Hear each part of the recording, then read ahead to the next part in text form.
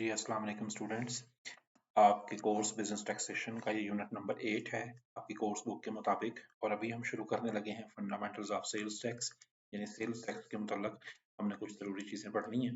इससे पहले हम इनकम टैक्स ऑर्डिनेंस 2001 के मतलब पहले 7 यूनिट्स में पढ़ा है। अगर हम सेल्स टैक्स एक्ट 1990 की बात करें, जो लॉ है जिसके तहत पाकिस्तान में सेल टैक्स नाफिज अमल है, तो इस यूनिट के सेल टैक्स एक्ट की बेसिक डेफिनेशंस पहले हिस्से में पढ़ाई जाएंगी, दूसरे हिस्से में रजिस्ट्रेशन का प्रोसीजर, तीसरे हिस्से में सेल टैक्स रिकॉर्ड के मुतल्लक और रिटर्न्स के मुतल्लक जो सेल टैक्स की जमा करवानी होती हैं, चौथे हिस्से में सेल्स टैक्स रिफंड, पांचवें हिस्से में अपील फाइलिंग, छठे हिस्से में रिकवरी ऑफ सेल टैक्स, सातवें हिस्से में पेनल्टीज और आठवें हिस्से में कैलकुलेशन प्रोसीजर्स में हम काम करेंगे। तो ये सारा यूनिट हमारा सेल्स टैक्स से मुतल्लक है। अगर हम इसके हवाले से देखें तो सेल्स टैक्स एक्ट 1990 जो पाकिस्तान में नाफज हुआ, इसमें कुछ इंपॉर्टेंट डेफिनेशंस इसके शुरू में दी हुई हैं। जैसे मैन्युफैक्चरर और प्रोड्यूसर की डेफिनेशन है। मैन्युफैक्चरर वो पर्सन होता है जो कोई भी चीज़ मैन्युफैक्चर कर रहा है। और फिर इसमें मजीद भी आगे इसमें एडिशंस की गई हैं, assembly, cuts, dilute, bottles, packages और रीपैकेजेस थिंग्स। इस तरह मैन्युफैक्चरर के बाद डिस्ट्रीब्यूटर होता है जो मैन्युफैक्चरर ने अपॉइंट किया होता है for supplying goods to a particular area. इस तरह डिस्ट्रीब्यूटर से चीज़ें लेता है होलसेलर। होलसेलर क्या करता है कि वो रिटेलर को आगे ये चीज़ें सप्लाई करता है डिस्ट्रीब्यूटर से ले रहे हो। रिटेलर की डेफिनेशन क्या है? ये वो पर्सन है जो चीज़ें अल्टीमेट कंज्यूमर्स को प्रोवाइड करता है। इस तरह सेल्स टैक्स जो चार्ज किया जाता है उसमें जो सेल्स की डेफिनेशन है उसको यहाँ पे सप्लाई कहते हैं। सप्लाई की क्या डेफिनेशन है? इट मींस सेल और transfer of right to dispose of goods as a owner.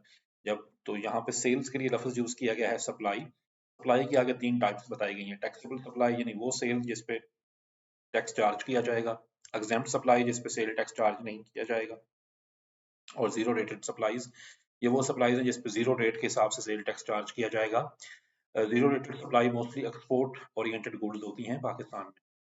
अच्छा, टैक्सेबल एक्टिविटी कौन सी होगी? ये वो एक्टिविटी है जिसमें कोई भी बिजनेस कैरी ऑन किया जा रहा है, कोई भी सर्विस परफॉर्म की जा रही है। इसकी एक लिस्ट यहाँ पे दी हुई है, ये आप देखिएगा।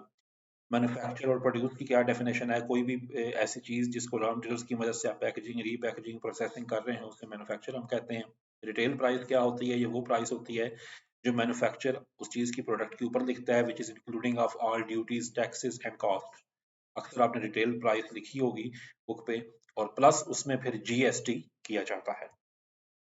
अच्छा, अब यहाँ पे दो क्रूशियल कॉन्सेप्ट हैं। एक होता है आउटपुट टैक्स। आउटपुट टैक्स से मुराद है ये वो टैक्स है which is applied on supply of goods. जो सप्लाई ऑफ गुड यानी सेल ऑफ गुड्स पे अप्लाई होता है ये सेल्स टैक्स ही है, लेकिन टेक्निकली हम उसे आउटपुट टैक्स कहते हैं। इसके साथ एक कॉन्सेप्ट है इनपुट टैक्स का।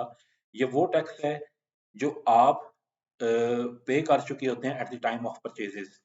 तो output tax is basically it is applied on your sales.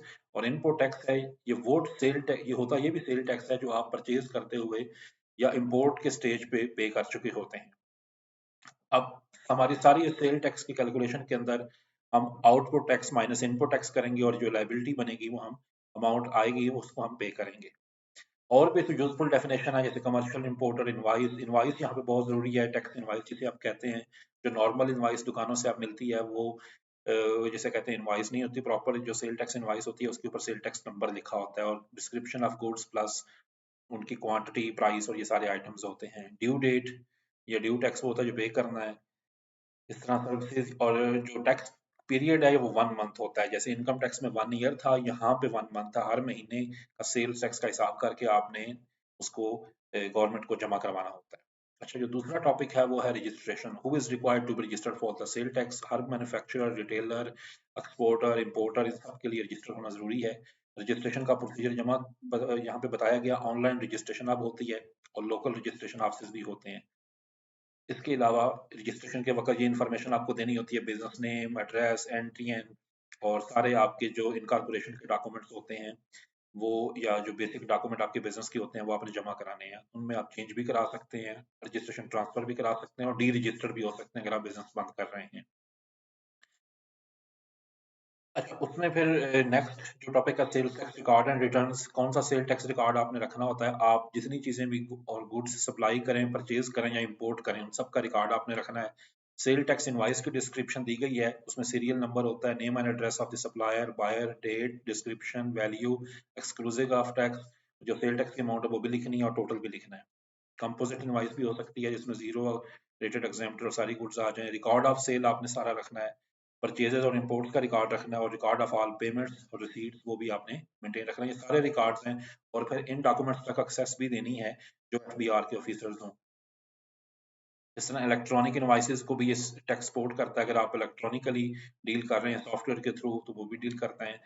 अगर सेल्स टैक्स रिटर्न की बात करें तो जैसे इनकम टैक्स रिटर्न एक डॉक्यूमेंट था जिस पे लिख के बताते थे कि हमारी कितनी इनकम है, सेल टैक्स रिटर्न भी उसी तरह का एक डॉक्यूमेंट है जिस पे लिख के बताएंगे कि हमारी कितनी सेल्स हुई है इस मंथ में।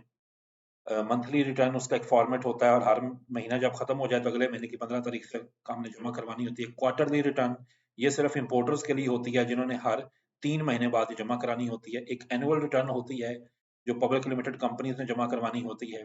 फाइनल रिटर्न होती है जब आप डी रजिस्टर हो रहे हो तो आखिरी रिटर्न जमा कराएं। और एक स्पेशल रिटर्न होती है जो कोई भी किसी भी से भी एफबीआर डिमांड कर सकता है। तो ये रिटर्न की टाइप है। इलेक्ट्रॉनिकली आप फाइल कर सकते हैं, और इलेक्ट्रॉनिकली जो फाइल करें उसका भी रिकॉर्ड अपने पास रखें। इस तरह फिर चौथा टॉपिक है सेल टैक्स रिफंड्स का। अब होता यह है कि जब आप output tax minus input tax करते हैं तो बाद दफा तो आपके जिम्मे पेमेंट आ जाती है, यानी आपने एफबीआर को जमा करवाना था, बाद दफा आपका रिफंड आ जाता है। मोस्टली जो एक्सपोर्टर होते हैं उनका सेल्स टैक्स रिफंड आता है। तो जब सेल टैक्स रिफंड आता है उस सूरत में रजिस्टर्ड मैन्युफैक्चरर जो लोग भी सेल टैक्स के तहत रजिस्टर हैं वो रिफंड क्लेम कर सकते हैं, जो लोग रजिस्टर नहीं वो रिफंड भी क्लेम नहीं कर सकते। और उसके लिए रिफंड क्लेम फाइल करना पड़ता है, सपोर्टिंग डॉक्यूमेंट्स आपको साथ लगाने पड़ते हैं, उनकी लिस्ट ये भी दी हुई है। इन डॉक्यूमेंट्स को साथ लगा के आप कर सकते हैं। अच्छा, पांचवा टॉपिक जो जहाँ पे है हमारा वो है अपील फाइलिंग का। अगर आपको सेल्स टैक्स अगर जो इनकम कमिश्नर इनलैंड रेवेन्यू वो आपको सेल टैक्स का नोटिस भेजता है और आप एग्री नहीं करते या किसी भी और मामले के हिसाब से, तो आप इनके सारे मैटर्स के अगेंस्ट अपील कर सकते हैं। इसमें एडिशनल कलेक्टर होता है, डिप्टी कलेक्टर होता है, असिस्टेंट कलेक्टर और सुपरिटेंडेंट होता है। इन सब के आगे इनकी लिमिट लिखी हुई है कि जितनी अमाउंट्स के केसेस हों वो उनके अगेंस्ट आप उस बंदे को या उस ऑफिसर को अपील फाइल कर सकते हैं। अगर उससे आप मुतमिन ना हो तो कलेक्टर अपील तक आप जा सकते हैं। उसका फिर सारा तरीक़ाकार, फॉर्म ऑफ अपील, फीस और ये सारे तरीक़ाकार लिखे हुए हैं। यहाँ पे भी एपेलेट ट्राइब्यूनल की जुरिस्डिक्शन होती है। आप कलेक्टर अपील्स के फैसले के अगेंस्ट एपेलेट ट्राइब्यूनल में जा सकते हैं। कोई डेट, टाइम, फीस ये सारा तरीक़ाकार मेंशन होता है और कौन सा फॉर्म जमा करा के अपील करनी होती है। अल्टरनेट इसके अलावा इससे भी आप मुतमिन ना हो तो आप सुप्रीम कोर्ट और हाई कोर्ट तक जा सकते हैं। और अल्टरनेट डिस्प्यूट रेजोल्यूशन का मैकेनिज्म यहाँ भी मौजूद है। अगर आप आउट ऑफ कोर्ट सेटलमेंट करना चाहते हैं तो अल्टरनेट डिस्प्यूट रेजोल्यूशन के तरीकाकार के मुताबिक आप जा सकते हैं, अपने खुद जा सकते हैं और अपने रिप्रेजेंटेटिव के थ्रू जा सकते हैं। छठा टॉपिक इस यूनिट का है जी रिकवरी ऑफ सेल टैक्स। अगर एक पर्सन के जिम्मे सेल टैक्स है और वो नहीं पे कर रहा तो उसके अगेंस्ट इनिशिएशन ऑफ रिकवरी की कार्रवाई शुरू की जा सकती है। उसकी प्रॉपर्टी जब्त की जा सकती है, बिजनेस सील किया जा सकता है, बैंक अकाउंट अटैच किए जा सकते हैं। तो बहुत से तरीकाकार हैं वो यहाँ पे लिखे हुए हैं, एक दफा उनको रीड आउट करें। उसकी बिजनेस की स्टॉपेज क्लियरेंस स्टॉपेज की जा सकती है, डिमांड नोटिस भेजा जा सकता है और उसकी प्रॉपर्टी सेल या अटैच की जा सकती है। अच्छा, ये तो तरीकाकार हैं कि रिकवरी कैसे होगी। सातवां टॉपिक ऑफेंसेस एंड पेनल्टीज में यहाँ भी लिस्ट दी हुई है। मिसाल के तौर पे when any person fails to file return with due date, तो ऐसा पर्सन जो होगा उसको 5000 जुर्माना होगा। अच्छा, इस तरह करके ये सारे ऑफेंसेस भी लिखे हुए हैं और आगे सामने वाले कॉलम में उनकी पेनल्टीज भी लिखी हुई हैं। ये तकरीबन लिस्ट जा रही है 22 तक। आप पेपर पॉइंट ऑफ व्यू से मैक्सिमम 7-8 कर लें ताकि पेपर में आप कोई से भी 7-8 लिख पाएं, तो ये आप जस्टिफाई कर लेंगे। मैं कैलकुलेशन का मैकेनिज्म आपको जरा समझाने लगा हूँ, वैसे हम नेक्स्ट यूनिट में भी इसको देखेंगे। जो सेल टैक्स कैलकुलेट करने का तरीकाकार है वो ये है कि सबसे पहले value of supply first step में आपने करनी है। आपको पता हो कि हमारी वैल्यू ऑफ सप्लाई यानी सेल्स हैं कितनी, और क्योंकि सेल्स के हिसाब से यहाँ टैक्स चार्ज होता है। फिर उसके बाद सेल टैक्स रेट है। जीएसटी रेट हर साल अमूमन चेंज हो जाता है, अभी जी 17% है। टाइम ऑफ सप्लाई देखा जाता है। उसके बाद सेकंड स्टेप में इनपुट और आउटपुट टैक्स की कैलकुलेशन की जाती है। आउटपुट टैक्स होता है, आपको मैंने बताया, आपकी सेल्स पे। इनपुट टैक्स होता है जो आप परचेजेस पे कर चुके होते हैं, दोनों का डिफरेंस लेते हैं और ये आपका टैक्स ड्यू होता है। मतलब ये एग्जांपल है कि एक पर्सन है जिसने गुड्स खरीदी 100 रुपए की और 15 रुपए सेल टैक्स पे किया। उसके बाद उसने वही चीजें आगे बेच दी 200 की और 30 रुपए टैक्स पे किया। तो इसमें आउटपुट टैक्स कितना होगा? 15% ऑफ 200 जो 30 रुपए है। इनपुट टैक्स क्या होगा जो परचेज के टाइम उसने पे किया? 15% ऑफ 100 15, तो इसका टैक्स ड्यू आ गया 15। सिंपल कैलकुलेशन ये है। आगे मजीद जो थोड़ी कॉम्प्लिकेटेड कैलकुलेशन है वो इंशाल्लाह हम नेक्स्ट यूनिट में करेंगे।